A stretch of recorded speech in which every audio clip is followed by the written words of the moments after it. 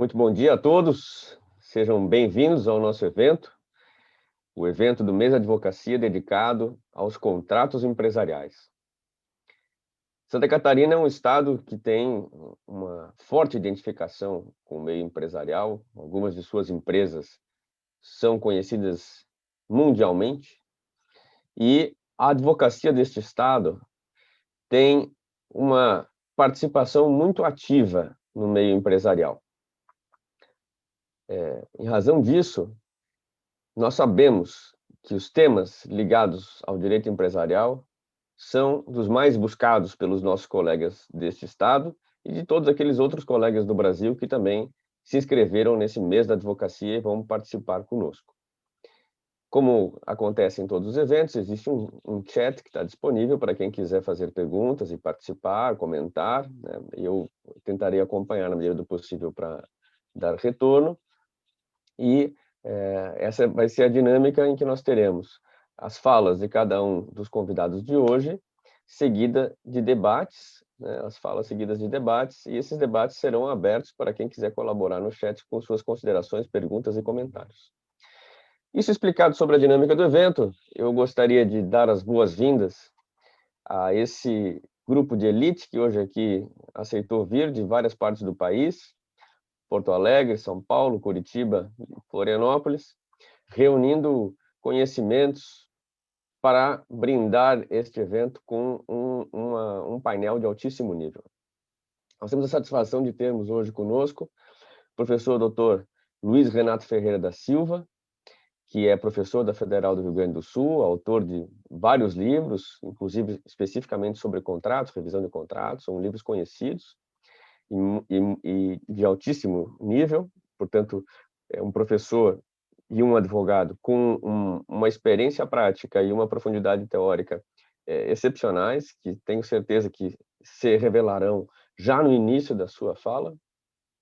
O Dr. Luiz Renato falará sobre o artigo 113 do Código Civil, introduzido com uma redação introduzida pela Lei de Liberdade Econômica, sendo fiel, portanto, ao nosso propósito de falarmos de inovações legislativas e jurisprudenciais. Será secundado pelo professor Rodrigo Xavier Leonardo, professor doutor da Universidade Federal do Paraná, também autor de vários livros, um profissional de altíssimo gabarito, muito reconhecido em nível nacional e internacional, advogado também, árbitro, né, árbitro da Arbitac, e advogado em Curitiba, um professor que também muito nos orgulha de ter aceitado o nosso convite e que falará sobre o artigo 421-A do Código Civil e a relação de assimetria e simetria nos contratos interempresariais.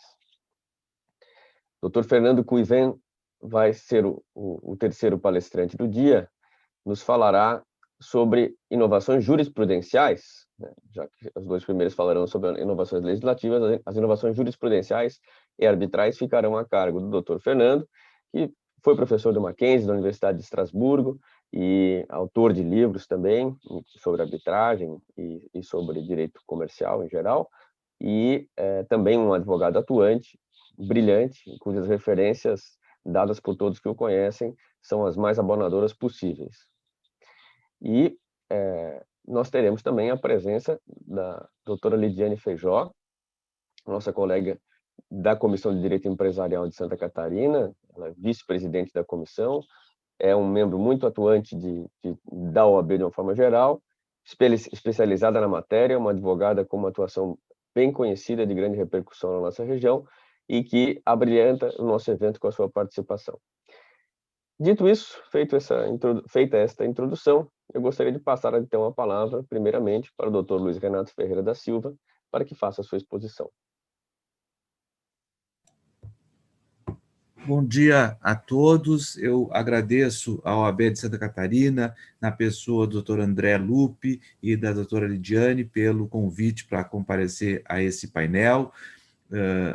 É uma das raras coisas boas que a pandemia tem nos feito, permitindo que essas reuniões continuem acontecendo e até mais diversificadas, quem sabe, por conta da facilidade tecnológica que, graças a Deus, nós estamos vivenciando. E um painel dessa magnitude, em que estão o meu amigo Rodrigo Xavier Leonardo, grande professor da Universidade do Paraná, Dr. Kuiven, ex-egresso aqui da nossa faculdade, portanto, um dos orgulhos que a Universidade Federal do Rio Grande do Sul tem, tanto na graduação como no doutorado, com a sua missão de universidade pública, expandir o conhecimento mundo afora. É uma verdadeira honra poder participar desse evento, especialmente também por conta de um tema tão instigante como são as alterações legislativas nos contratos empresariais, dada a recenticidade com que nós tivemos uma importante modificação no ambiente empresarial e em algumas normas específicas do Código Civil, com o advento da dita Lei da Liberdade Econômica, a Lei 13.874 de 2019. Essa lei é cheia de controvérsias, tanto para o bem quanto para o mal. Eu não vou aqui falar de todas as circunstâncias, a meu ver, equivocadas e contraditórias na legislação, a começar por uma legislação que propugna a menor intervenção do Estado na economia ter sido promulgada por uma medida provisória, portanto, ainda que convertida em lei, superando todo o debate democrático que poderia haver por uma legislação tão importante como essa. Não vou falar da violação ao princípio da operabilidade que ocorre em vários dispositivos, o próprio 113 é um exemplo disso, uma cláusula geral que deveria ser construída com um grupo de casos, como é construída no direito alemão, por exemplo, se transformando em uma tentativa de concretização oposta ao que o professor Miguel Reale propugnava com o princípio da operabilidade. Não vou falar muito mais de como ela ficou recentemente antiga por si própria, porque a vida é mais rica do que a lei, né? O tema que o professor Rodrigo falará sobre a revisão lá do 421A é um típico tema que, desde a sua origem, com Winchester já dizia, né? Põe-se para fora pela porta, mas ele insiste em voltar pela janela. E a verdade é que, em 5 ou 6 meses de restrições às revisões dos contratos empresariais, todos nós que advogamos passamos os últimos 3, 4 meses negociando revisões empresariais, porque a vida é mais rica e impositiva do que a legislação, a letra da lei. Eu não vou falar de nada disso, porque eu quero falar sobre o que a lei fez em relação, especialmente, à interpretação dos contratos no artigo 113. E gostaria de falar isso dividindo essa rápida exposição em 2 partes. Num primeiro momento, falando sobre a estrutura hermenêutica que o Código Civil tem nos artigos 112 e 113, que servem tanto aos contratos civis, mas fundamentalmente aos contratos empresariais, e, nesse primeiro momento, dividindo as várias modalidades de critérios normativos que estão ali postos, secundado pela natureza dessas regras de interpretação, para, num segundo momento, examinar, então, casuisticamente, as alterações feitas pela inserção do parágrafo 1º e do parágrafo 2º do artigo 113, de forma um pouco mais casuística. Tudo isso, evidentemente, tentando respeitar os meus limitados minutos que foram me dados, que, se não me engano, são 1h30, mas eu vou tentar reduzir a 15 minutos. No que tange à estrutura, a nomenclatura que abrange as regras, princípios, cânones que tratam da interpretação contratual são as mais variadas possíveis. Então, para ter um acordo terminológico aqui, quero explicar como eu vejo esse sistema e o faço a partir das ideias que o professor Humberto Ávila tão bem estruturou nos seus livros sobre princípios jurídicos. Nesse livro, o professor Humberto menciona a existência de princípios e de normas e acima de princípios e normas, postulados, alguns normativos e outros hermenêuticos. Essa estrutura, postulados, princípios e regras, quando aplicados aos dispositivos legais da interpretação dos contratos, me parece que serve para estruturar um pouco o que nós estamos buscando ali e como elas podem se desenvolver na sua aplicação. Partindo dessa ideia, me parece que o artigo 112, ele contém, na primeira parte, um postulado normativo. O que é um postulado normativo? Postulado normativo é uma norma metódica que dá regras para a interpretação de outras regras. Por exemplo, a proporcionalidade é um postulado normativo que diz que, ao aplicar certas regras, deve-se buscar uma proporção entre a reação e a consequência, entre a ação e a consequência.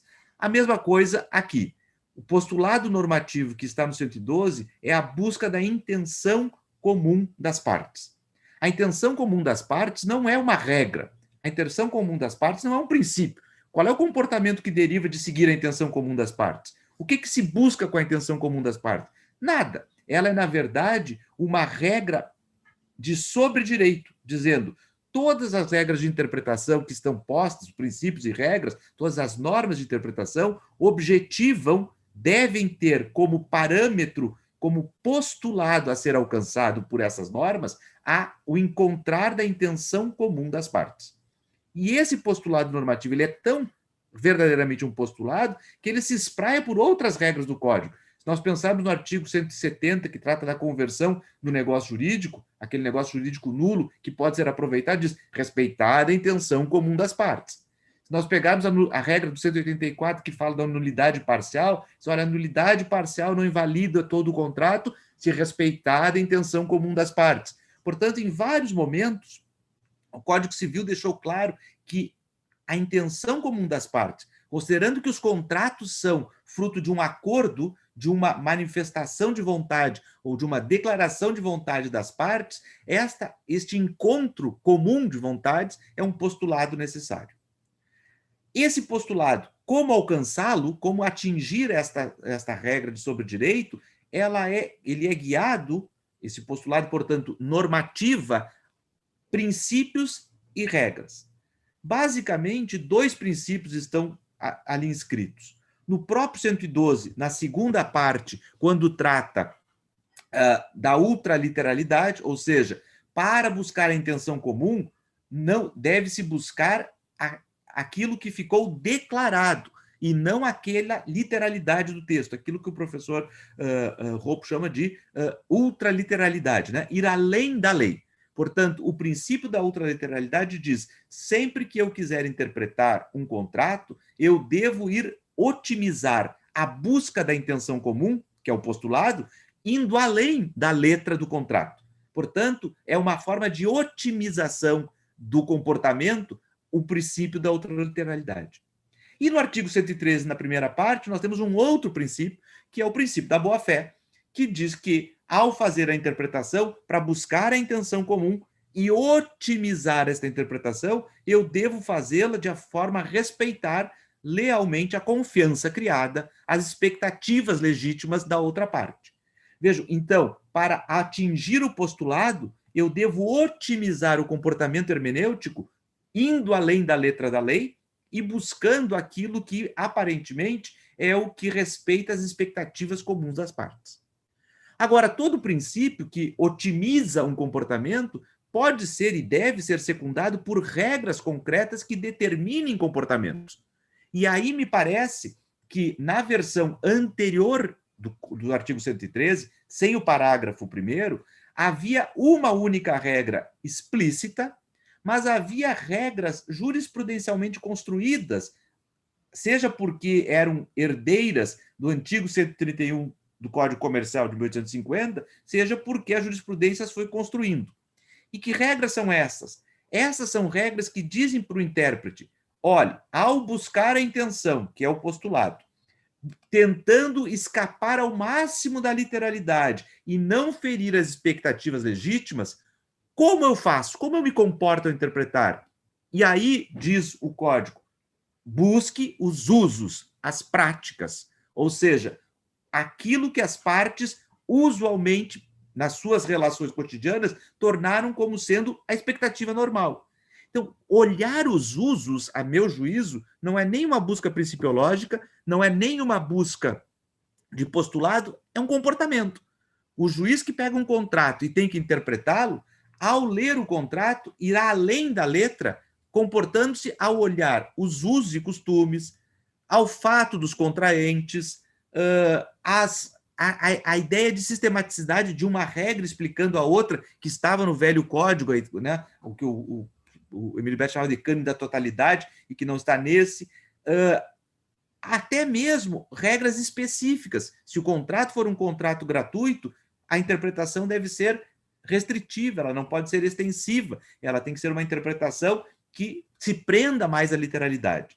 Então, a estrutura do código, a meu juízo, montou um sistema em que há um postulado, que é a intenção comum.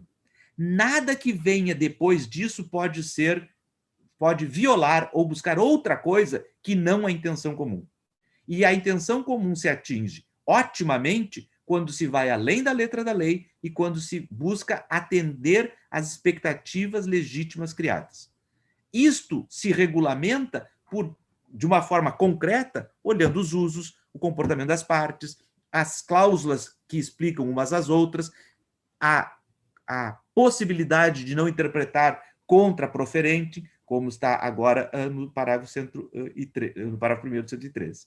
Então, dito isso de forma genérica, o que me parece que a estrutura legal nova da lei fez? Ela tentou, resgatando o artigo 131, concretizar de maneira bastante mais explícita do que estava as regras que devem guiar o intérprete. Quando eu digo que eu estou criando as regras que devem interpretar o intérprete, eu não alterei nem o postulado, que é sempre a busca da intenção comum, e nem os princípios que não podem ser desrespeitados, que são a ultraliteralidade e a boa-fé. O que pode acontecer é que, na busca disso, eu crie regras determinadas, que é o que justifica, em alguma medida, o parágrafo 2º do artigo 113, que determinou que as partes poderão livremente pactuar regras de interpretação, de preenchimento de lacunas de integração dos negócios, diversas aquelas previstas em lei. A discussão de se existe um limite para isso, para mim, fica clara dentro dessa estrutura. Sim, existe um limite. Que limite é este? Boa-fé, ultraliteralidade e intenção comum. Porque isso não são regras, são princípios e postulado. As regras podem ser diferentes. Eu posso dizer, busque a intenção comum das partes, examinando, por exemplo, o comportamento pré-negocial que elas têm. Isso é uma regra. Examine as tratativas que foram trocadas. Eu estou dando uma regra, um jeito de fazer para que o intérprete examine. Dentro disso, então, me parece que o que foi inserido no parágrafo 1º e no parágrafo 2º do 113 não altera o que nós sempre falamos sobre a interpretação no sentido de como ela deve ser buscada. O que se criou aqui, ou melhor, o que foram criadas aqui, foram regras a respeito disto. E estas regras, elas, ainda que buscadas lá no Código Comercial, em uma grande maioria, buscadas no Código Comercial, elas acabam tendo algumas diferenças que deveriam ser pensadas. A primeira delas é o inciso 1º do parágrafo 1º fala em confirmado, que a interpretação deve ser o sentido que foi confirmado pelo comportamento das partes. O Código de 1850 não falava em ser confirmado, porque o confirmado pressupõe que eu estabeleci algo no contrato e que eu obedeci o contrato, quando, na verdade, o comportamento explica o contrato e não confirma o contrato. Então, a nomenclatura aqui, para mim, deveria ter sido um pouquinho melhor adaptada para seguir a regra que o código falava. O comportamento das partes depois de concluído o contrato é a melhor explicação do que eles queriam, mas não confirma o que estava escrito lá. Ela interpreta o que estava escrito lá. Ela é que dá o conteúdo hermenêutico. Não como se só me comportando eu estou referendando ou não algo. Porque aí o contrato teria uma função meramente ideal, quando, na verdade, ele cria obrigações que devem ser seguidas. Qual é o conteúdo dessa obrigação? Bom, então, o meu comportamento ajudará. Então, essa interpretação, para ser autêntica, aquela que o professor Junqueira chamava na esteira do procedimento de interpretação autêntica, ela deveria ter dito que o comportamento das partes é a melhor explicação, e não uma confirmação do contratado, porque eu não estou com ele confirmando o que está dito, que pressuporia uma interpretação anterior. Interpretei, é isso. Confirma? Não. Esta é a regra. É assim que ela está se dimensionando na realidade. Então, tem uma pequena distinção aqui que me parece que é importante na hora da interpretação. Segundo item, que fala de usos, costumes e práticas, é algo que o professor inclusive já escreveu sobre isso, tratando do comentário à Convenção de Viena, né? É uma regra que já está lá na CISC em que, efetivamente, e é típico dos negócios empresariais, os empresários têm práticas que são práticas intraempresariais dentro daquele contrato que eles mesmos estipulam e que, somadas ou diversificadas, chegam aos usos. Portanto, é uma regra que já estaria, até a meu juízo, no próprio caput do 113, mas que se resolveu explicitar. Há um infeliz inciso terceiro, que fala em corresponder à boa-fé. Meu Deus, se tem que obedecer à boa-fé, é meio tautológico dizer que tem que corresponder à boa-fé. Dizem que quando abundam não nocet, mas às vezes pode ser que sim. E fala sobre o que for mais benéfico à parte que não redigiu, que é a regra do contraproferente. Eu já passei meus 15 minutos, 2 minutos eu tentarei finalizar aqui. A regra contraproferente, no Código de 1850, era uma regra, na verdade, de favor debitores, ou seja, que favorecia o devedor, o que não necessariamente é a mesma coisa do que a regra contraproferente. O problema da regra contraproferente, a meu juízo, é que ela ficou muito limitada no nosso caso, porque ela pressupõe que haja uma unilateralidade de disposição. O que, das duas, uma, em contratos empresariais, ou é um contrato de adesão, franquia, seguro e tantos outros que são contratos de adesão mesmo, e que, portanto, poderiam seguir a regra do 423, e não a regra esta específica.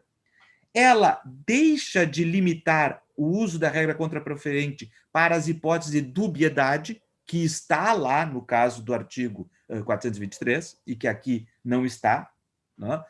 E, portanto, ela acaba se sobrepondo de forma contrária àquilo que estava no 423, por ser mais alargador, não sei se existe essa palavra, mas que aumenta o espectro da regra, quando ela, na verdade, poderia simplesmente ter sido utilizado no 423. O 423, quando fala da interpretação contra a aderente, a favor do aderente, não está se referindo a contratos de consumo, não está se referindo a contratos civis, está se referindo a qualquer contrato, inclusive os de empresariais, onde uma grande parte são contratos realmente de adesão. E, por fim, o dispositivo que me parece bastante complexo, que é o do inciso 5º, o professor Rodrigo já mencionou isso nos seus comentários, a lei, no livro sobre a lei da liberdade econômica anotada, né? Há um problema de saber o que é razoável negociação e o pressuposto de que a racionalidade econômica das partes seja a mesma. Meu problema com o inciso 5º, que fala sobre corresponder a qual seria a razoável negociação das partes, deriva de um outro problema. Eu acho que essa regra fere o postulado da intenção comum, porque ela parte de uma vontade pressuposta, enquanto que a busca das regras do inciso 113 nos demais parágrafos é a vontade real, a vontade que as partes tinham e que traduziram na declaração negocial. Quando eu digo que, não chegando a isso, eu tenho que buscar o que eles razoavelmente buscariam por uma racionalidade econômica, eu estou partindo de uma vontade pressuposta que não me parece que é o que o postulado quer.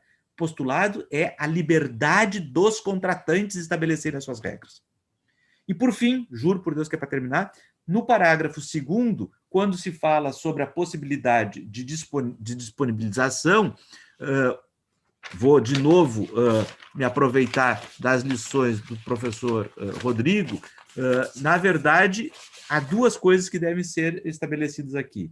A primeira é que isto são regras supletivas, ou seja, elas vêm num segundo momento em relação, pelo menos, no meu juízo, à boa-fé, à intenção comum e à ultraliteralidade, porque isso não é regra, isso não pode ser estabelecido. Só regras poderiam ser estabelecidas.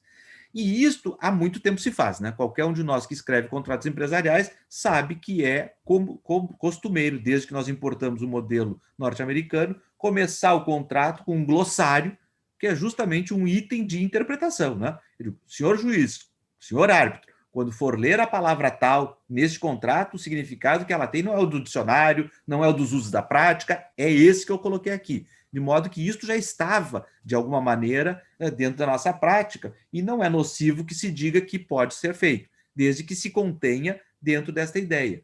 São regras de interpretação e não princípios ou regras que possam violar princípios ou possam, mais ainda, alterar a intenção comum. Esse tema ele é permeado pela boa-fé e eu acabei abusando da boa-fé dos senhores porque ultrapassei o meu tempo, então eu quero me desculpar. Mas é que sempre que tem uma matéria muito grande, num espaço muito pequeno, eu lembro de um filme do Woody Allen, em que um dos personagens chega para o outro e diz assim, aprendi leitura dinâmica. E o outro diz, puxa, e funciona? Em 3 horas eu li o Guerra e Paz, 1000 páginas de Tolstói. Eles, puxa, e daí? Olha, tem a ver com a Rússia. Aqui, mas tem a ver com a interpretação contratual, porque precisaria um pouquinho mais de tempo para poder falar. Me desculpando pelo excesso e agradecendo de novo o convite, fico à disposição dos questionamentos e louco para ouvir os meus colegas. Um abraço. Luiz Renato, muito obrigado, excelente exposição, bastante densa. Eu vou deixar para fazer considerações mais ao final e passar a palavra imediatamente ao professor Rodrigo para a sua exposição. Mas eu queria cumprimentá-lo mais uma vez, doutor Luiz Renato, muito impressionado, muito bom, muito boa exposição, fazendo jus à expectativa que nós tínhamos. Professor Rodrigo, a palavra é sua. Bom, muito bom dia a todos, caríssimo professor André Lupe, caríssima doutora Lidiane Feijó, sou muito grato por estar na OAB de Santa Catarina, Escola Superior de Advocacia, podendo rever os senhores, as senhoras e, sobretudo, aprender com esses autores que são autores da minha bibliografia, dos meus cursos, da minha vida prática. O professor Luiz Renato, um grande amigo, a nossa referência sobre causa e sinalagma contratual em todos os meus cursos, o professor Fernando Kiven, com os comentários mais importantes sobre a SAISD, sobre a convenção, e também com o seu monumental livro sobre a sociedade anônima, em coautoria com o professor Modesto Carvalhosa, a nossa grande referência. O professor André Lupe, né, com seus estudos muito sofisticados comparativos entre Brasil e Portugal, no que diz respeito ao contrato de distribuição, razão pela qual, quanto mais o professor Luiz Renato se estendia no horário, mais eu tinha assim, continue, porque está muito bom para ouvir, né? Eu gostaria de estar mais na audiência do que propriamente, mais como ouvinte do que como falante nessa manhã, tamanha a qualidade dos convidados que estão aqui presentes. Muito obrigado, só demonstra o cuidado da Escola Superior de Advocacia da OAB de Santa Catarina, da Comissão de Direito Empresarial, com os mais sofisticados e cuidadosos estudos de dogmática jurídica empresarial. Falando sobre inovações legislativas e jurisprudenciais, é quase impossível, em termos de contrato empresarial, não perspectivar a lei da liberdade econômica, porque ela é a maior reforma no Código Civil desde que ele entrou em vigor. Veio de uma maneira legislativa, num primeiro momento, muito agressiva, né? Eu desconheço o precedente na história do Brasil de uma alteração tão grande de direito material do Código Civil por medida provisória, né? Seguida de um esforço muito grande para resolver ou melhorar ou tentar aprimorar em poucos meses na conversão de lei, né? Trabalho esse que eu tive a oportunidade de desenvolver junto com o professor Otávio Luiz Rodrigues Júnior, com a professora Judite Martins Costa e outros vários colegas no Congresso Nacional, tentando, se não resolver, pelo menos mitigar algumas coisas que nos pareciam equivocadas. E é importante sobre o meu tema, do artigo 421-A, portanto, da questão da simetria presumida nos contratos, termos claro que antes da lei da liberdade econômica, grande parte dessa discussão no Brasil é uma discussão muito polarizada, né? Por um lado, alguns autores e uma tendência jurisprudencial tentando ampliar a aplicação do Código de Defesa do Consumidor para relações que não são relações de consumo, né? Seja mitigando a chamada teoria finalista, seja por teorias ou tentativas de ampliação, pura e simplesmente, de aplicação do Código de Defesa do Consumidor às relações civis e empresariais. E esse movimento de expansão do Código de Defesa do Consumidor, um pouco por uma má compreensão das válvulas de soluções que o Código Civil de 2002 trouxe em transformação ao sistema de direito privado, ele gerou uma outra reação, uma reação de determinados setores do direito privado e, sobretudo, do direito empresarial, dizendo o seguinte: não, o contrato empresarial ele tem que ser imune a tudo isso. O contrato empresarial ele tem que ser um contrato absolutamente preservado a partir do que as partes contrataram. E, de preferência, a legislação sobre o direito empresarial ela deve ser blindada de princípios que lhe sejam estranhos. Né? É isso que preside, por exemplo, o projeto de Código Comercial e as várias tentativas da sua colocação, que até agora, na minha opinião, felizmente malograram. Né? Mas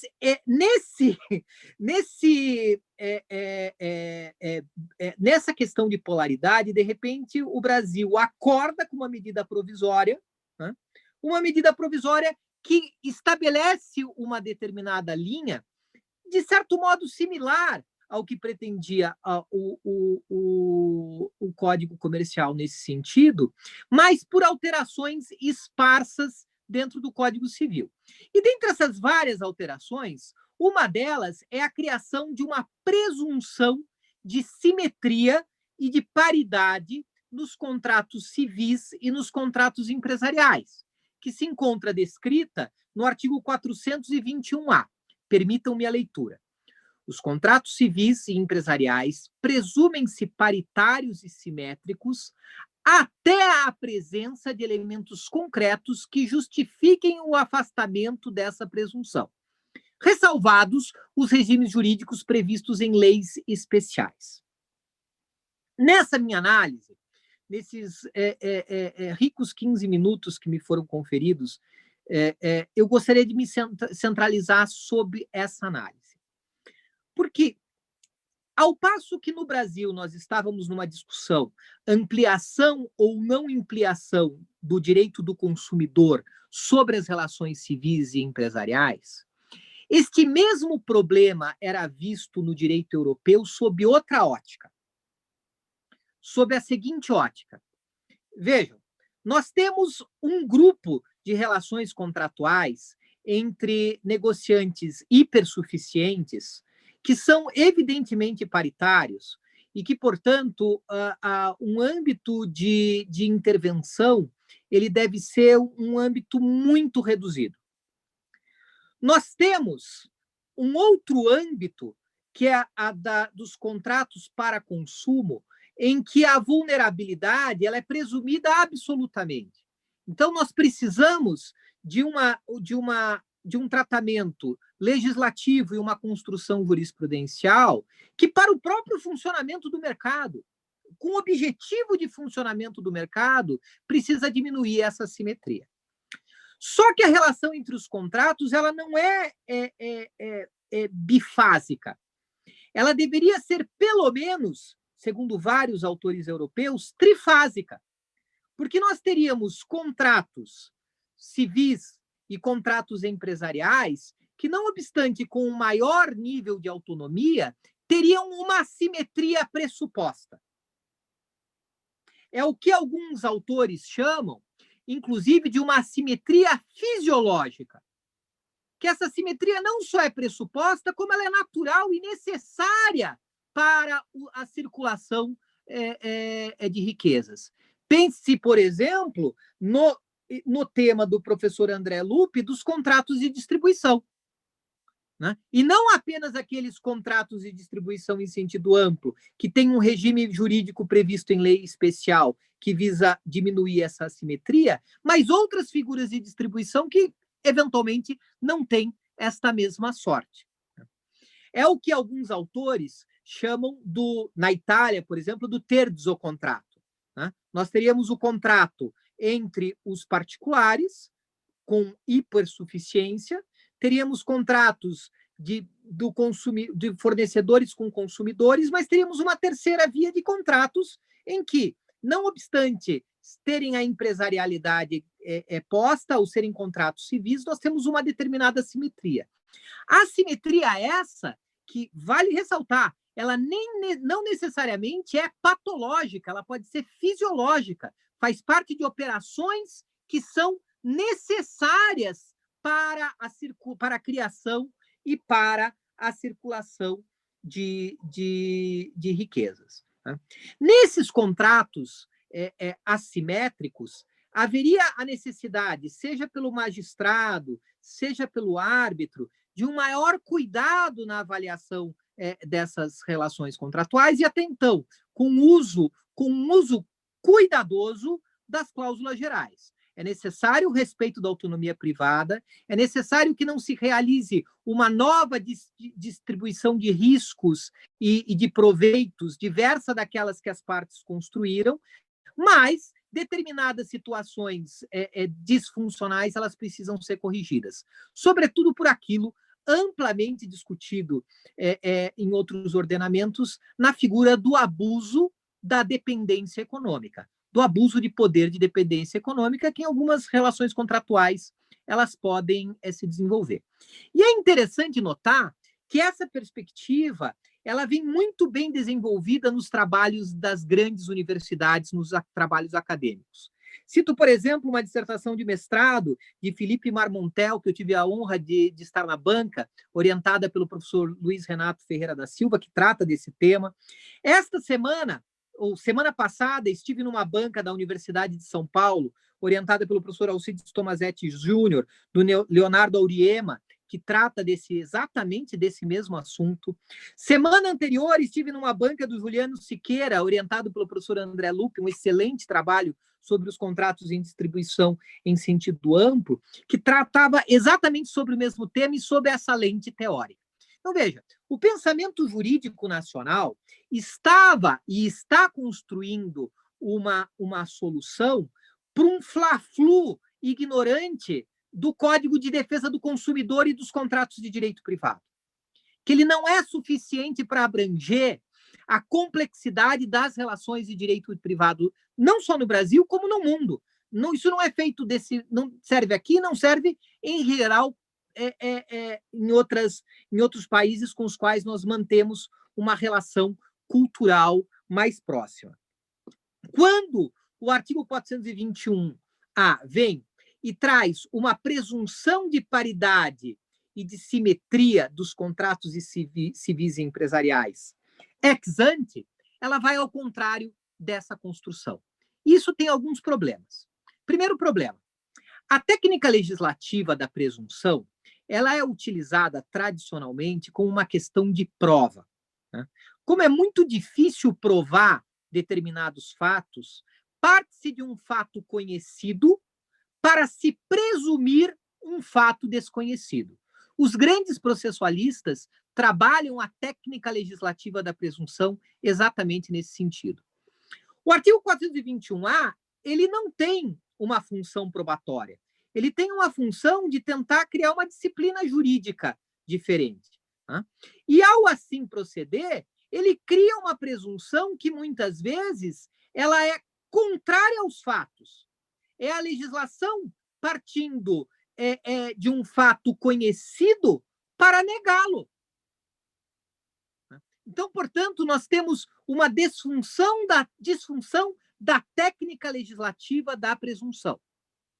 Segundo ponto, nós temos essa questão muito presente no Brasil de tentar desburocratizar e aumentar a autonomia com mais regras. Então, por exemplo, no direito societário, no campo do professor Kiven, né? Algumas semanas atrás saiu uma instrução normativa do DREI, né, de 500 páginas, né? Sei lá, 30 anexos que é quase impossível você dominar.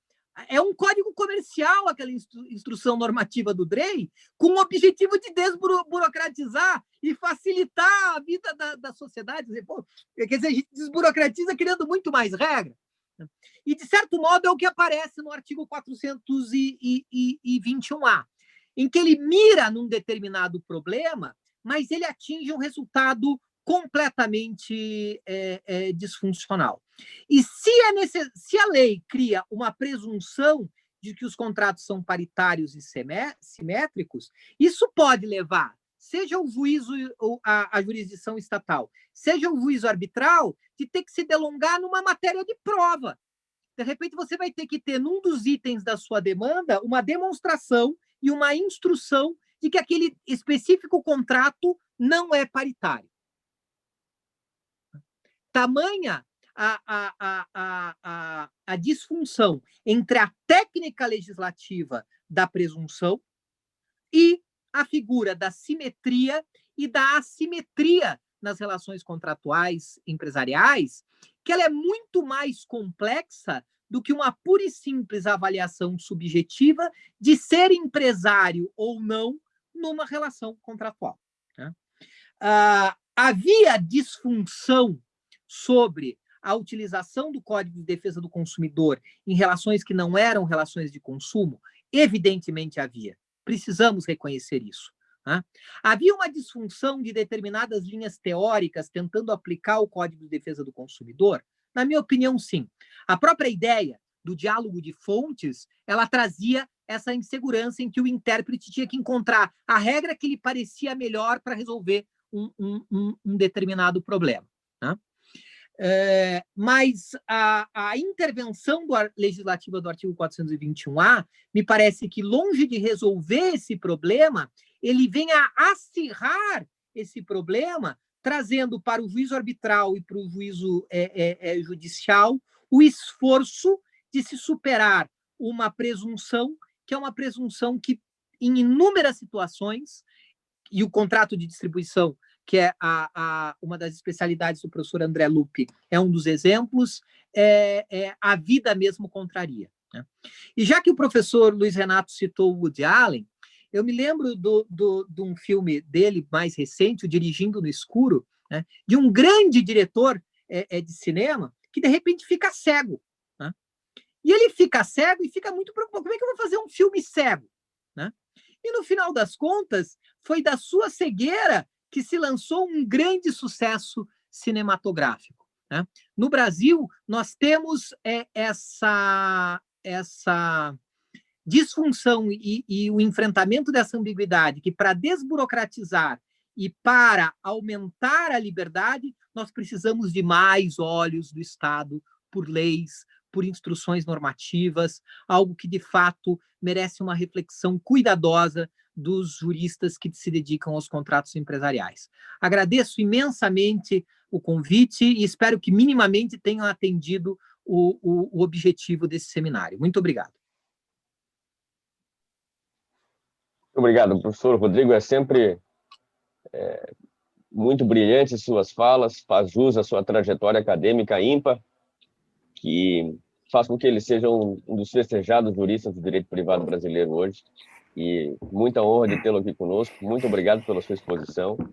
Vou passar a palavra imediatamente ao doutor Fernando Quiven para que faça a sua fala. Muito obrigado, doutor André Lupi, doutora Lidiane Feijó, pelo convite. É uma honra aqui estar conversando com os colegas catarinenses. E parabenizar, né, o professor Luiz Renato, o professor Rodrigo, por essas palestras excelentes, né? A gente aprende muito, eu sempre aprendi com eles, né? Eu sigo muito os ensinamentos do Dr. Luiz Renato há bastante tempo, né? E o Dr. Rodrigo também a gente acompanha há bastante tempo todos os ensinamentos dele, e é muito, traz um conforto muito grande saber que ele está participando dessa evolução legislativa no Brasil, com todo o conhecimento e experiência que ele tem. Eu acho que isso nos traz um conforto muito grande de que há realmente alguém com conhecimento jurídico profundo, um bom senso, participando dessas reformas legislativas. É claro que a gente nunca sabe o bicho que vai sair do Congresso Nacional, né? Às vezes você leva um leão bonitinho ali, sai um leão meio com juba de outro bicho, um rabo de elefante, uma pata de um cachorro, mas é muito importante ter esse olhar e ter alguém que conhece muito o direito privado e principalmente contratos aqui, acompanhando e fazendo com que o nosso direito evolua e que acompanhe as mudanças, né, da nossa sociedade, principalmente nesse momento de crise, uma crise sem precedentes, e eu acho que a resposta do legislador foi muito rápida, principalmente com a Lei 14.010, que é um marco para a nossa história e para o enfrentamento de crises, e com todas, é claro, alguns dispositivos ali que foram retirados, a lei foi realmente um pouco desnaturada no Congresso Nacional, mas eu acho que demonstra a velocidade com que o legislador ele conseguiu reagir a essas mudanças, e o direito como um fato social, né, tem que repercutir tudo que acontece na nossa sociedade. As falas do Dr. Luiz Renato e do Dr. Rodrigo me ajudaram muito, facilitaram muito a minha tarefa aqui.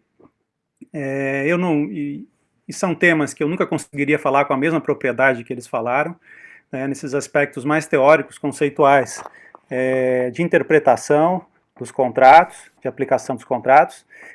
O que eu me propus, a partir das falas dele, é trazer um pouquinho de aspectos mais práticos, né, aspectos jurisprudenciais, tanto jurisprudência estatal como precedentes arbitrais, tratando justamente da aplicação desses conceitos para revisão, para resolução de contratos, no cenário da pandemia de Covid-19. Então, nós temos alguns contratos que sofreram realmente, estão criando um litígio muito grande, né, a partir da crise trazida pela pandemia.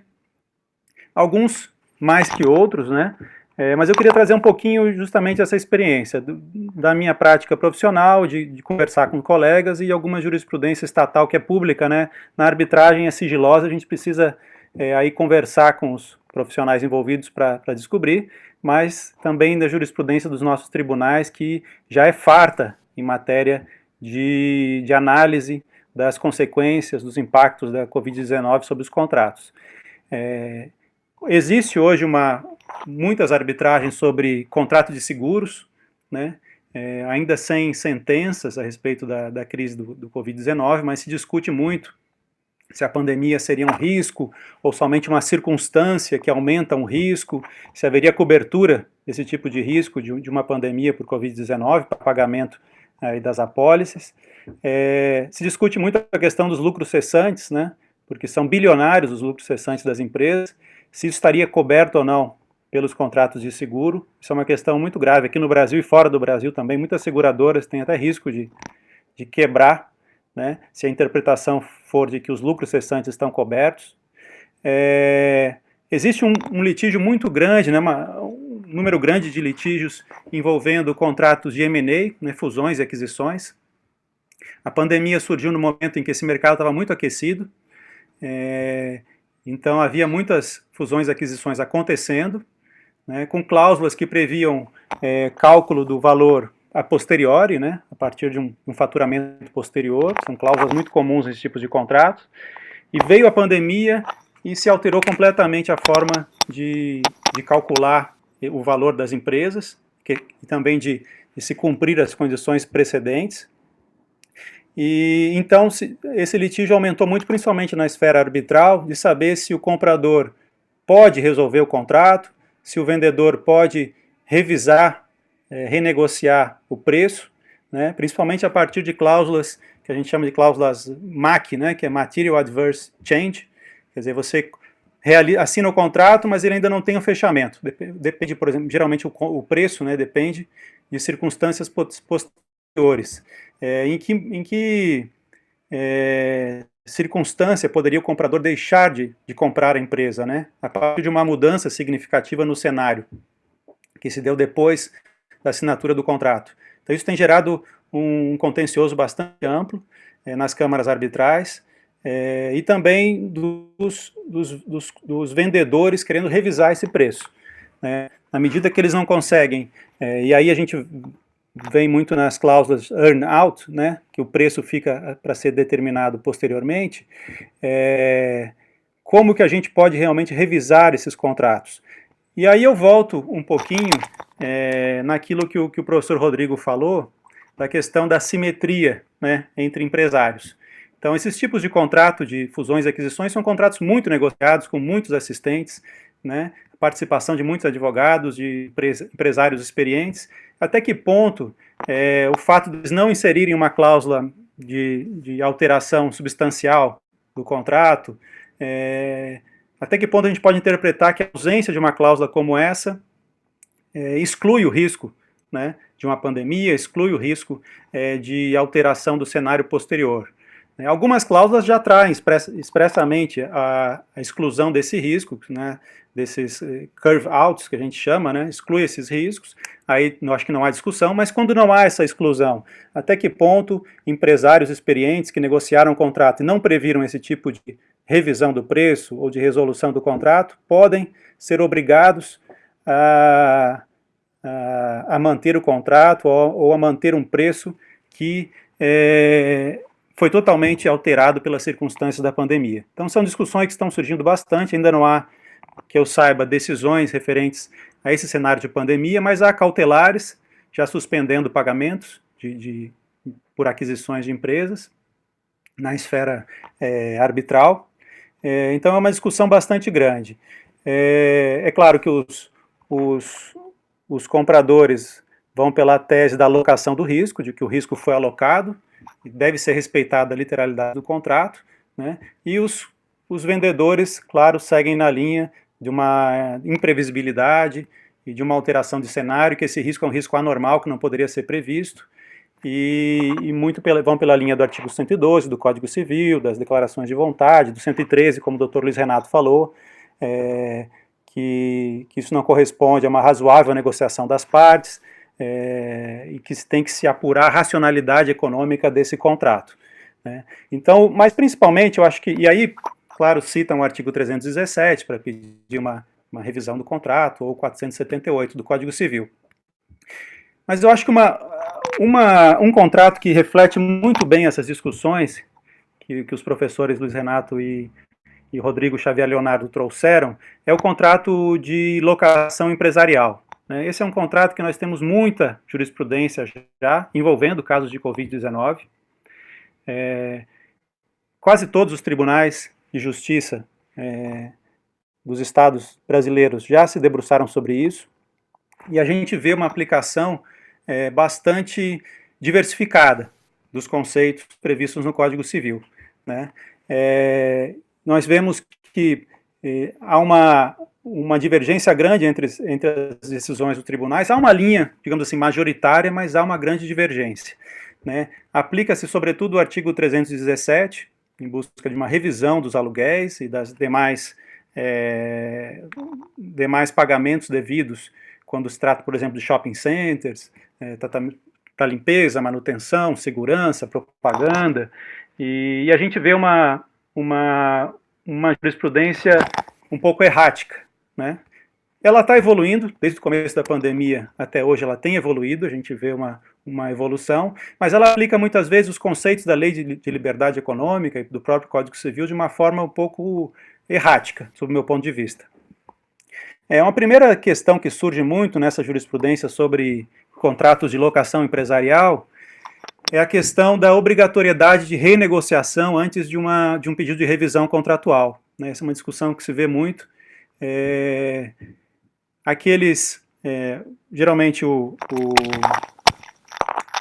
locatário, ele alega, né, que ele vai diretamente à justiça, né, e alegando muitas vezes a desnecessidade de uma renegociação prévia, né? Ele vai ao judiciário esperando que o judiciário diga, olha, não precisa, pode dar um desconto ou não precisa pagar, e muitas vezes tem essa discussão se haveria carência de ação por falta de interesse por não ter renegociado anteriormente o aluguel.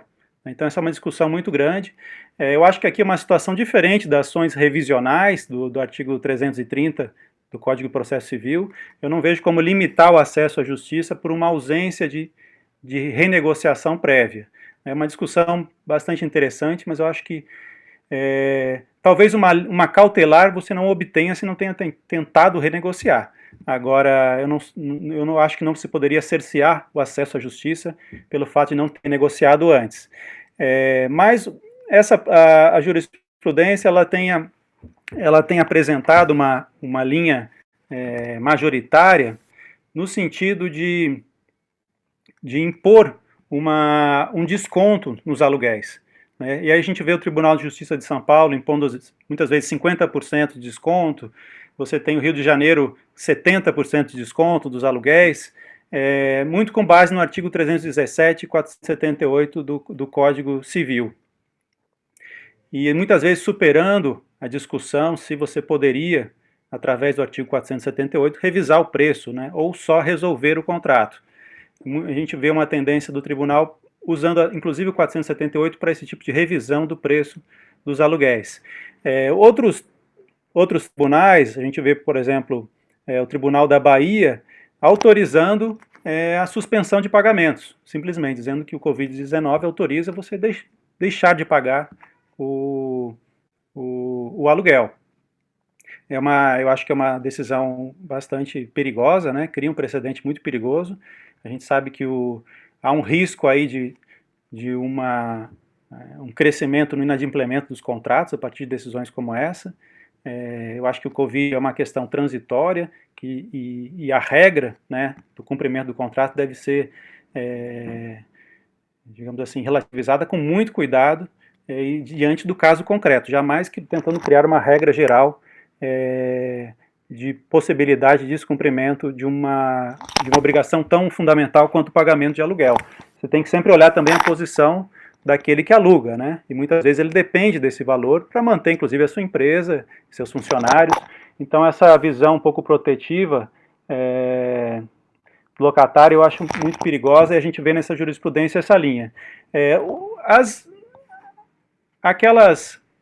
Aqueles pagamentos subsidiários, como segurança, limpeza, propaganda, a linha que a gente vê na jurisprudência é que eles não permitem a revisão desses preços, porque aí envolve terceiros, muitas vezes o shopping center, né, me refiro especificamente aos shopping centers, não se tem concedido a revisão dessas verbas, mas apenas do aluguel. E a gente vê também uma linha muito clara de não permitir a moratória, né, um período de carência de pagamento. A linha na jurisprudência, com exceção do Tribunal da Bahia, é de que não é possível você suspender os pagamentos se não for negociado. O judiciário não poderia intervir para suspender o cumprimento dessa obrigação. Isso somente as partes poderiam prever. O máximo que o judiciário poderia fazer é, com base no equilíbrio do contrato, estabelecer uma redução temporária, por poucos meses, do aluguel, tendo em vista as condições financeiras do locador e do locatário. Essa é uma linha que parece ser seguida, com algumas exceções. Tem uma decisão do Tribunal de Justiça de São Paulo que é muito na linha do Pacta Sunt Servanda, que não pode suspender, não pode ter moratória, não pode ter redução. Aí você tem a linha da Bahia, como eu falei, que é o contrário, e um meio termo, que é a maioria concedendo descontos por um período limitado de tempo, levando em conta a condição financeira daquele que alugou o imóvel para fins empresariais, né? Eu acho que eu já vou me aproximando do fim do meu tempo. Eu queria apenas fazer uma consideração. Já foi bastante falado sobre a aplicação do artigo 317 para revisão do preço, do 478 para resolução, mas todos esses artigos apresentam condições bastante restritivas e muitas vezes não se adequam às circunstâncias do caso concreto. Mais, inclusive, o 478, pelas dificuldades de mostrar que houve realmente um benefício excessivo de uma parte, ou que houve realmente inclusive para saber se é possível ou não revisar um preço, né, de uma prestação com base no 478. E aí surge uma linha que não tem sido tratada pela jurisprudência, que é da utilização do 567, do artigo 567 do Código Civil. É uma linha que surge na doutrina e alguns advogados começaram a utilizar isso agora. Essa análise, para fugir, inclusive, das dificuldades do 317, do 478, e também, é claro, do 393, do caso fortuito e força maior, que eu acho que é completamente desnecessário aqui, diante de outros dispositivos que permitem essa revisão do preço e resolução, que é a utilização do 567. Né? Então, com base nessa previsão de que se durante a locação se deteriorar a coisa alugada sem culpa do locatário, a este caberá pedir redução proporcional do aluguel ou resolver o contrato, caso já não sirva a coisa para o fim a que se destinava, né? E a gente tem aí alguns doutrinadores e advogados sustentando que se poderia sim usar um pouco essa tese da deteriorização da função econômica do imóvel. Na medida em que um empresário não pode usar o seu imóvel por conta aí de medidas de autoridades públicas, né? Aí você entra um pouco na questão do serviço essencial, não essencial, mas se ele não for essencial e o empresário não puder usar o seu estabelecimento, haveria aí, por analogia, uma deteriorização desse bem, e ele poderia pedir, então, uma redução do aluguel proporcional à medida da impossibilidade concreta, absoluta, da utilização daquele bem, com base no 567, e também se poderia usar, no meu ponto de vista, o 235, que é ainda mais amplo, refere apenas à deterioração da coisa, mas igualmente o abatimento do preço do valor que se perdeu. Tudo isso temporariamente, né, no tempo. Não pode ter nenhum efeito permanente, mas temporário, e quando se puder provar concretamente a impossibilidade absoluta do uso daquele imóvel, né? Aí você tem que levar em conta todas as circunstâncias do caso concreto, se ele pode utilizar um pouco, se não pode utilizar, se ele usou para, por exemplo, armazenar os seus bens, mas não está podendo usar para venda, a situação também do proprietário do imóvel, né? É preciso sempre levar em conta, para saber se é possível esse desconto e em que medida, qual seria esse desconto, levando em conta o princípio, é claro, da proporcionalidade sempre. Essas são as discussões que surgem na jurisprudência arbitral e judicial, que eu acho bastante interessantes e que trazem a discussão sobre esses conceitos do artigo 113, da interpretação dos contratos, do 421, e aí, é claro, os remédios que o Código Civil nos apresenta diante da teoria da imprevisão e da revisão e eventual resolução dos contratos. É uma apresentação bastante rápida, eu acho que eu até passei do meu tempo já, mas para suscitar o debate, que eu acho que é para colocar em prática um pouco isso que os professores Luiz Nato e Rodrigo trouxeram muito bem, a partir da Lei da Liberdade Econômica e da Lei 14.010, como isso tem sido aplicado nos contratos concretamente, e evoluir nesse debate, que é uma coisa que a gente sente que na jurisprudência ainda há uma certa... A jurisprudência ainda está patinando um pouco na utilização desses conceitos. Muito obrigado. Professor Fernando, muito obrigado por sua exposição. Muito interessante, complementar realmente as exposições anteriores, no sentido de dar concretude e maior tangibilidade àquilo que foi exposto, e ao mesmo tempo evidenciar, na minha modesta opinião, evidenciar a correção da tese do professor Rodrigo, de que, na medida em que o direito, visto sob o ponto de vista da teoria da argumentação, alcança maior previsibilidade com códigos mais fechados, ou seja, com regras que tenham sentidos denotativos e conotativos mais limitados, quando você insere uma pluralidade de novos termos, isso é pior do que deixar alguns termos terem uma certa polissemia, porque, como você bem demonstra, surgida a disputa, o professor Tércio explica bem isso no Direito Retórico e Comunicação, eu gosto muito dessa ilustração, surgida a dúvida, mobilizam-se as razões das partes em torno de uma constelação de regras e normas e princípios que podem ser derivadas do material disponível, digamos, material em sentido amplo aqui, de leis, decisões judiciais, e assim por diante, que são, enfim, as referências de autoridade que vão sustentar os argumentos.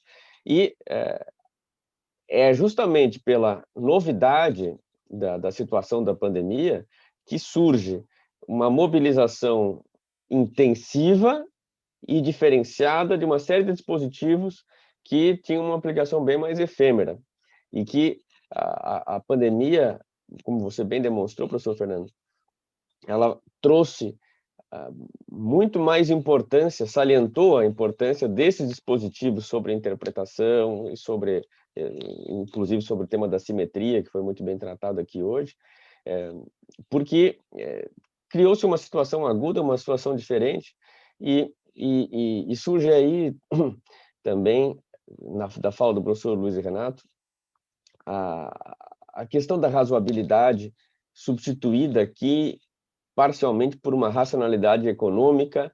O termo vem sendo pouco a pouco introduzido, falando em alocação de riscos, falando na própria racionalidade econômica como uma maneira de identificar o que seria a vontade das partes, que é, sim, uma hipótese de inversão, porque você vai buscar a vontade das partes a partir daquilo que você considera que elas racionalmente deveriam ter feito, e sem considerar a enorme assimetria de informação que você teria para fazer isso, ou seja, você não está no lugar do empresário para decidir o que era melhor que ele tivesse feito. Então, realmente são disposições muito polêmicas e que, como eu estava dizendo, a pandemia só evidenciou o seu caráter polêmico e a sua importância, a importância dessas regras de uma forma geral. Achei bastante interessante também essa abordagem. O professor Rodrigo Brolha Mendes esteve conosco há um mês e meio aqui. Até se quiserem, a aula que ele deu está disponível, né, no site do canal da ESA, e para todos aqueles que nos assistem, eu fortemente a recomendo. É um percurso, claro, ele teve mais tempo, é um percurso que também foi tocado aqui pelos professores hoje, de como se constrói por esse movimento de ação e reação uma tentativa de limitar a intervenção judicial nos contratos empresariais, em especial empresariais, e assim, muito mais de um ponto de vista, de uma percepção, talvez, da prática cotidiana da advocacia fora dos tribunais do que nos tribunais. Digo isso porque tem um colega do Rio Grande do Sul, Ricardo Lupião, tem escrito sobre isso, o professor Alexandre Gonçalves também, eu também fiz alguns levantamentos jurisprudenciais, que demonstram que os tribunais não são favoráveis a amplas intervenções nos contratos, não fazem revisões a todo tempo, e que as invocações de direito do consumidor em contrato de franquia são, mais das vezes, repelidas, que sim deixaram algumas portas abertas, é a questão que está relacionada à maneira como os nossos tribunais justificam suas decisões e apresentam suas decisões de uma forma muito subjetiva, eu diria, pouco controlada. Então, a ementa tem um padrão de maior densificação daquilo que realmente é a norma do caso concreto. Mas os votos espalham essa argumentação e dão aso a uma pluralidade de interpretações derivadas daquilo que os desembargadores e ministros expõem. Então, isso é para dizer, temos esse problema na forma de fundamentação judicial, que abre muitos caminhos, mas se nós formos olhar concretamente os dispositivos, as decisões, onde realmente houve uma intervenção, no mais das vezes a intervenção se deu em causas como cláusula de eleição de foro. E aí se deu por uma interpretação do Código de Processo Civil, enfim, que é razoável que seja um parâmetro para ser discutido. Bom, eram essas minhas considerações. Eu vou passar a professora Lidiane Feijó para fazer as suas considerações, e em seguida eu tenho certeza que os três professores vão querer também fazer comentários uns sobre as posições dos outros, e a gente já passa a palavra para cada um deles poderem fazer isso. Doutora Lidiane, consigo a palavra. Eu fico até lisonjeada. Depois que eu escutei todos, eu fiquei ainda mais lisonjeada de fazer parte dessa mesa virtual. Realmente, eu vou replicando o que o professor Rodrigo falou, eu passaria bem mais tempo escutando todos eles, porque foram, apesar de um assunto bastante denso, porque, né, tomaria até mais tempo de explanação, poderíamos passar, não 20 minutos cada um, mas eu acredito que 1 hora cada um expondo os seus pontos de vista a respeito. E então, na realidade, a única ponderação, eu tinha pensado em falar um pouquinho sobre a teoria da imprevisibilidade, a questão da onerosidade nos contratos de franquia, porque pelo menos foi o que apareceu na minha mesa nos últimos tempos, em que está sendo realmente levantada a onerosidade desses contratos, fazendo e invocando sempre, a maioria deles, exclusivamente a imprevisibilidade por força da pandemia. Então, o que se percebe é que realmente o judiciário ainda está caminhando de uma forma primária ainda, porque estão se ajustando diante de uma realidade, não está havendo uma convergência de decisões judiciais e ao mesmo tempo, a gente tenta manter a isonomia no que diz respeito à paridade de lucro das duas partes, tanto do franqueador quanto do franqueado, para que esse contrato se mantenha uniforme e ainda que menos oneroso por conta do problema econômico, de um problema externo, né?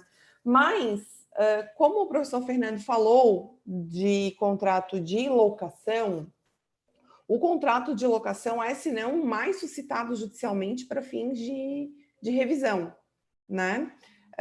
E, por certo, as duas partes também têm que ser muito valorizadas, porque acredito eu que grande parte dos locadores vivem dessa economia, sobrevivem dessa economia, né? Então, na realidade, quando o professor Luiz Renato falou ainda sobre os apontamentos e ponderações que a gente tem que fazer no glossário dos contratos, eu sou da época que se usava muito considerando. E o considerando ele era utilizado para a finalidade de contextualizar, caso fosse litigado algo judicialmente, o considerando ele contextualizaria o magistrado em quais situações que se firmaram aquelas cláusulas contratuais. Na realidade, eram essas as considerações. Eu mais aprendi do que tenho algo para trazer e vou atrás do curso que o Lupe falou, do professor Rodrigo, para assistir com mais tempo e durante mais tempo. Muito obrigada pelo convite, Lupe, pela confiança de estar contigo nessa empreitada da comissão e agradeço a presença dos demais. Muito obrigado, doutora. Obrigado pela sua exposição, sempre muito pertinente, muito válida. Muito obrigado. Eu queria passar a palavra imediatamente ao professor Dr. Luiz Renato, para caso ele queira fazer uso da palavra mais 5 minutos cada um dos três, para podermos dar espaço para que possam comentar um pouco sobre as palestras dos demais, caso queiram. Professor Dr. Luiz Renato, the floor is yours. Obrigado. Juro que dessa vez eu não vou passar do tempo. A gente se entusiasma, está com saudade de falar, com saudade de encontrar os colegas, então estava se entusiasmando um pouco mais. Eu queria de novo agradecer ao convite. Acho que o professor Rodrigo tocou num ponto super importante. Quer dizer, às vezes, o que o legislador pretende e que não é traduzido adequadamente, ele se perde se isso não é fruto de um debate maior e de uma possibilidade de discussão maior.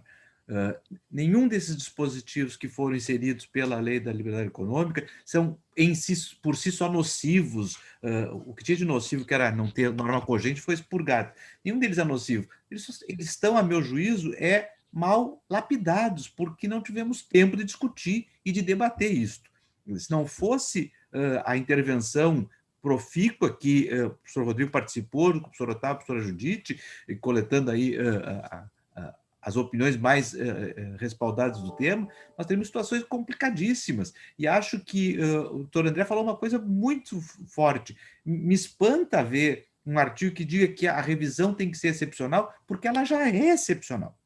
No nosso sistema, se vocês pensarem bem, nós não temos regra revisional própria. O professor Fernando falou, a gente não sabe onde buscar a regra para a revisão dos contratos de locação, tem que ir lá no 567. Aliás, hoje de manhã, eu li um artigo falando sobre o 567, tentando fazer essa aplicação mais genérica, porque nós não tínhamos regra geral de revisão. O 478 é resolução. O 317 é revisão de prestação pecuniária da prestação e não do contrato. É o oposto com a defesa do consumidor, que tem lá o artigo 5º, né? Então, me parece que o professor Rodrigo mencionou sobre a expressão, e mais, né? Tornou uma presunção algo que nós sempre dissemos que não era uma presunção. Quer dizer, a paridade não era uma presunção. O Código Civil era para contratos paritários. Excepcionalmente, tinham contratos de adesão. No momento que diz que presume-se, então é porque não é. A presunção é uma distorção de um fato. O fato não é. Quando, na verdade, nós sempre tivemos isso. Então, o problema dessa legislação nem é, a meu juízo, o conteúdo de fundo, porque o que tinha de ruim acho que foi expurgado, acho que foi um belo trabalho, professor Rodrigo, mas o que ficou, ficou mal redigido e criando algum tipo de complicação. Esse dado jurimétrico, professor, se tiver disponibilidade disso, isso é importante. O STJ não tem decisões revisionais amplas, ao contrário. A prova máxima disso é que eu fui esses tempos a um congresso de direito do consumidor, os consumeristas estavam furiosos com a terceira e quarta turma do STJ, dizendo que eles tinham acabado com o direito do consumidor, porque não se aplicava mais nada. Ou seja, então, efetivamente, eles estão com uma visão mais restritiva.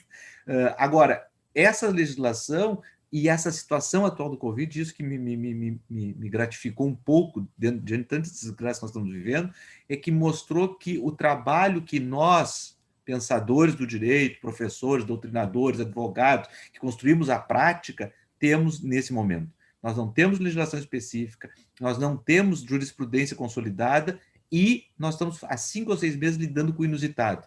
Estamos fazendo com as ferramentas que nós temos no Código Civil, com as ferramentas que nós temos na doutrina, e esse é o papel da doutrina. Então, em termos jurídicos, eu acho que nós vamos dar um grande passo, especialmente porque eventos como esse nos permitem repensar e expor as nossas dúvidas, no meu caso, mais do que conhecimento. Agradeço muito o convite e fico muito feliz de poder participar da OAB catarinense, da escola, que tem feito um trabalho tão importante na divulgação do conhecimento jurídico. Muito obrigado. Excelente. Mais uma vez, muito obrigado. Professor Rodrigo, quer agregar um pouco mais nesses minutos que temos? Professor André, muito obrigado. Veja, de fato, como colocado pelo professor Luiz Renato, como a advocacia ela é fundamental para a construção da cultura jurídica, e o preparo da advocacia ele sempre é prévio à crise. Portanto, o que está sendo construído em casos tão delicados como colocado pelo professor Fernando Kiven demonstra justamente um preparo, um desenvolvimento da advocacia em direito privado que deve muito às escolas superiores de advocacia, como é o caso da Escola Superior de Advocacia de Santa Catarina, que tem possibilitado a nossa reunião. De fato, a gente tem que conviver com esse ponto de ter uma legislação que já é muito restritiva à revisão contratual, né? que enfim, e que vem de uma tradição contrária à revisão contratual, mas, ao mesmo tempo, conviver com uma jurisprudência errática em contratos de locação empresarial, como colocado pelo professor Fernando Kiven, né? Que você tem revisões de 60%, 70% a 100% dos aluguéis, né? Sem uma fundamentação. Ou seja, o nosso problema não é um problema de regra jurídica, é um problema de fundamentação, de decisão, de como se decidem os conflitos. E se nós vamos pensar a última crise grande que nós tivemos, que foi na passagem dos anos 90 para os anos 2000, da maxi-desvalorização do real, a crise cambiária nos contratos de leasing, nós também tivemos uma jurisprudência errática, que ela só muitos anos depois ela foi consolidada de uma maneira mais sensata dentro do Superior Tribunal de Justiça, né? Um pouco disso tentou-se evitar, como eu agradeço os elogios colocados pelo professor Kiven na Lei 14.010 de 2020. Né? Lamentavelmente, toda e qualquer inserção de conteúdo social ela foi objeto de vetos pela presidência da República. Havia lá determinadas soluções objetivas que evitariam o que está se sucedendo agora, né? E também um pouco dessa vivência prática tão rica do professor Kiven, que é um grande advogado, né? Assim como nós temos que olhar para os contratos assimétricos, nós temos que olhar também para os contratos em que há uma hipersuficiência das partes, né? E por isso, de certa maneira, a construção que se desenvolve na Europa do terdes ou contrato, ela é interessante nesse sentido, né? Porque se há um terdes ou contrato em que a assimetria ela é predominante, seja ela patológica ou não, se há um segundo contrato, que é o business to consumer, em que há uma intervenção maior, há um primo contrato em que se vive simultaneamente entre partes hipersuficientes com capacidades de cálculos de risco e de elaboração de contratos muito sofisticados, que também tem que ser visto de uma maneira diferenciada, né? Dentro das regras de interpretação que o sistema traz, como foram desenhadas pelo professor Luiz Renato. Então, sem nós combinarmos, e porque de fato nós não sabemos o que cada um de nós falamos, acho que foi uma sinergia muito positiva e um intento de contribuir para a advocacia de Santa Catarina e do Brasil por esse evento, ao qual eu agradeço novamente a possibilidade de ter estado presente e aprender tanto com a doutora Lidiane, com o doutor André Lupe e com o doutor Luiz Renato e com o doutor Fernando Kiven. Muito obrigado. Rodrigo, mais uma vez meu agradecimento, obrigado. Vou passar a palavra ao doutor Fernando para que ele tenha também um tempo para fazer sua manifestação final. Obrigado, doutor André. Eu agradeço muito também o convite, eu aprendi muito hoje com todos vocês. É uma honra aqui conversar com os colegas catarinenses e parabenizar a Escola Superior da Advocacia da UAB de Santa Catarina. Eu acho que realmente a gente não combinou os temas, mas acabou sendo uma conversa muito complementar, né, e muito esclarecedora. Realmente, como o doutor Rodrigo colocou, há ainda uma jurisprudência muito errática na aplicação desses conceitos de interpretação de contratos, a partir da lei da liberdade econômica. Eu tenho certeza que, inclusive, a gente vê uma grande dificuldade dos juízes, principalmente. Aqui é uma diferença um pouco entre arbitragem e judiciário. Acho que na arbitragem há uma tendência maior a respeitar o que as partes pactuaram, né? O árbitro se baseia muito na interpretação do contrato, do que foi previsto no contrato e nos documentos anexos ao contrato, relacionados ao contrato, numa visão muito de simetria, né? Acho que na arbitragem tem um pouco mais do que no judiciário, que é uma tendência um pouco mais a aplicar normas de cunho mais social e tentar aplicar uma justiça de um modo mais amplo do que apenas focado realmente na vontade das partes naquele negócio jurídico. E a gente vê uma dificuldade até na questão da impossibilidade da prestação, né? A gente vê nessa jurisprudência que eu falei de uma forma bastante rápida, foi um pouco caótico a minha fala, porque eu tive que trazer vários contratos e várias jurisprudências sobre os contratos, mas a gente vê essa dificuldade até de trabalhar com o conceito de impossibilidade absoluta da prestação, né?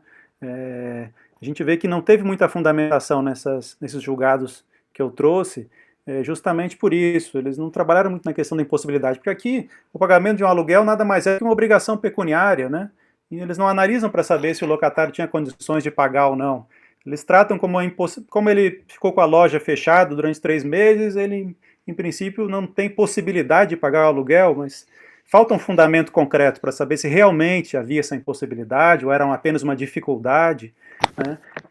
Então, falta realmente, e eu acho que isso é realmente um elemento necessário para você poder aplicar, para revisar o contrato, ou para aplicar, inclusive, o 567, para proporcionalmente reduzir esse aluguel. Então, acho que falta bastante essa fundamentação, esse entendimento dos conceitos que foram trazidos pelo Código Civil e da Lei da Liberdade Econômica, mas eu tenho certeza que os próximos contratos serão redigidos de uma forma muito melhor. Eu acho que se tem alguma coisa boa dessa crise é trazer essa consciência, né? Um pouco que a Lei da Liberdade Econômica já tentou trazer, alterar um pouco essa cultura, né, para que os contratantes prestem muito mais atenção no que estão escrevendo e contratando, porque aumenta a força da liberdade contratual, e aí a gente pode discutir realmente se aumentou ou não, mas está ali codificado isso, e eu acho que os próximos contratos vão ter que levar em conta riscos maiores, pandemias, crises econômicas, e que os contratantes possam realmente estipular o que eles desejam em matéria de teoria de imprevisão, de revisão, resolução do contrato. Acho que essa evolução vai acontecer e um debate como o que aconteceu hoje vai contribuir muito para se alterar essa cultura da liberdade contratual e da necessidade de um maior rigor na redação dos instrumentos contratuais. Bom, muito obrigado. Muito obrigado a todos. Eu gostaria mais uma vez de manifestar a nossa satisfação, da nossa honra daqui. Eu não sei, professora Lidiane, se a senhora gostaria de fazer mais alguma consideração final. Caso contrário, eu vou dar por encerrada aqui a sessão, cumprindo o nosso horário. Eu deixo a palavra final contigo mesmo, que eu acho que a gente já ultrapassou todos os minutinhos que nós podíamos. Obrigado pela sua generosidade. Então, em razão disso, vamos dar por encerrado esse evento, mas com uma sensação de que temos que voltar a nos falar em breve, temos que repetir isso de alguma forma, aproveitar a facilidade desses encontros virtuais para fazermos mais dessas interessantíssimas discussões.